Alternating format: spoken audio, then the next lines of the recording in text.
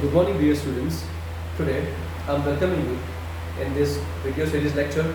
So, yesterday we were discussing on natural resources, and we have seen yesterday the definition of natural resource, and the definition goes like this: anything that can fulfill the human needs. See, there are number of substances and number of elements which are naturally available around us, and all these elements and all these substances which are naturally available in the nature, so we can't call them all as our natural resources, or we can't call them as a resources. जैसे कि आज से हम बात करें 100 साल पहले की या फिर 200 साल पहले की, कि जब हमारे नेचुरल रिसोर्सेज के अंदर है कि भाई पेट्रोलियम है, डीजल है, केरोसिन है, ठीक है, नेचुरल गैस है, तो ये जितने भी जो रिसोर्सेज जो थे वो पहले से ही थे। मीन्स जितने भी ये जो नेचुरल मिनरल या फिर हम कहते हैं कि भाई मिनरल्स जो है, तो ये सभी मिनरल्स जो है पहले से ही हमारे अर्थ क्रस्ट में मौजूद थे, लेकिन ये सभी की सभी चीज़ें जो है वो हमारे लिए रिसोर्स नहीं थी। लेकिन वो हमारे लिए रिसोर्स कब बनी?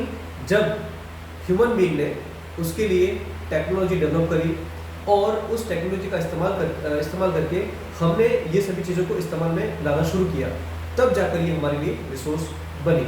यानी हम रिसोर्स की डेफिनेशन को ऐसा समझेंगे कि anything that comes under the use of the human being, then only that particular object or that particular substance can become resource for us.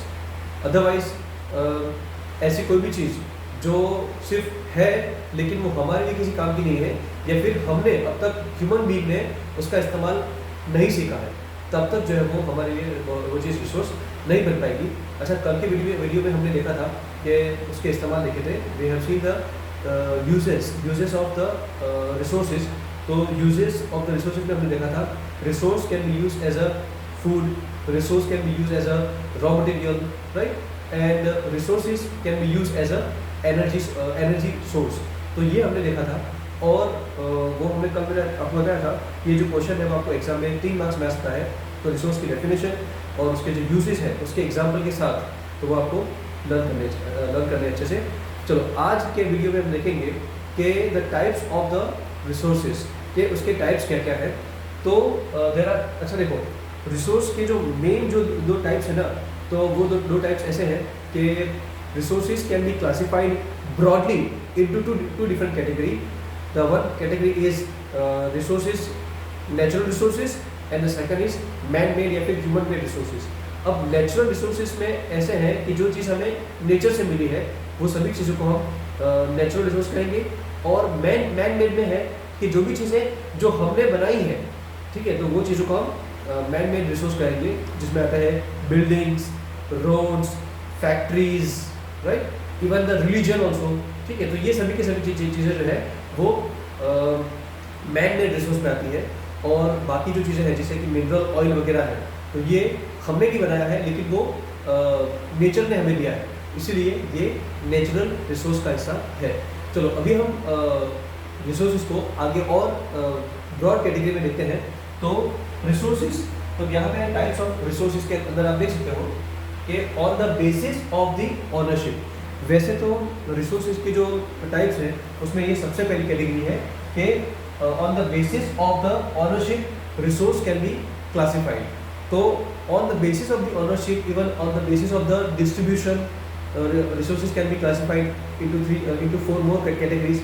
We are going to see this in the next lecture. But resources can be classified on the basis of the ownership. तो ये आपको याद रखना है खास, ठीक है। अब देखो, ऑनरशिप के बेस पे उसकी 3 कैटेगरी है। एक सबसे पहली है इंडिविजुअल रिसोर्सेज। तो रिसोर्सेज, अब यहाँ पे थोड़ी सी डेफिनेशन ऐसी बनाए कि ऐसे रिसोर्स कि जिसके ऊपर इंडिविजुअल ऑनरशिप है, या फिर वो किसी एक पर्सन के पास है, या तो फिर वो बहुत सारे पर्सन ने मिलाकर एक कॉमन प्रॉपर्टी को परचेज किया हुआ है। तो ऐसे रिसोर्सेज को हम कहेंगे इंडिविजुअल रिसोर्सेज। तो उसके एग्जांपल है land, buildings, factories and so on. Means ऐसी बहुत सी चीज़ें हैं जो आपको आपके आसपास ही मिलेगी, और वो ऐसी होगी इंडिविजुअल रिसोर्स के जैसी होगी, राइट। तो क्योंकि उसके ऊपर ऑनरशिप सिर्फ इंडिविजुअल की होती है, उसके ऊपर कोई ऑनरशिप किसी स्टेट की या फिर कोई गवर्नमेंट की प्रॉपर्टी नहीं होती वो, तो वो सब चीज़ों को हम इंडिविजुअल रिसोर्स में गिनेंगे। अब हम बात करेंगे नेचुरल रिसोर्सेज। तो natural resources are those resources which are actually owned by the government of the country और बाय द स्टेट। स्टेट का मतलब आपको पता है, स्टेट का मतलब सिर्फ गुजरात या फिर महाराष्ट्र या फिर राजस्थान, आपको ऐसा नहीं निकालना है। लेकिन अगर उसको हम ब्रॉडर वे में अगर देखें ना, तो स्टेट मीन्स कंट्री। तो ऐसी कोई भी property that is owned by the country और बाय द नेशन, ऐसी प्रॉपर्टी को हम कहेंगे नेचुरल रिसोर्सेज, जिसका एग्जांपल है आर्मी एंड इंटरनेशनल ट्रेड।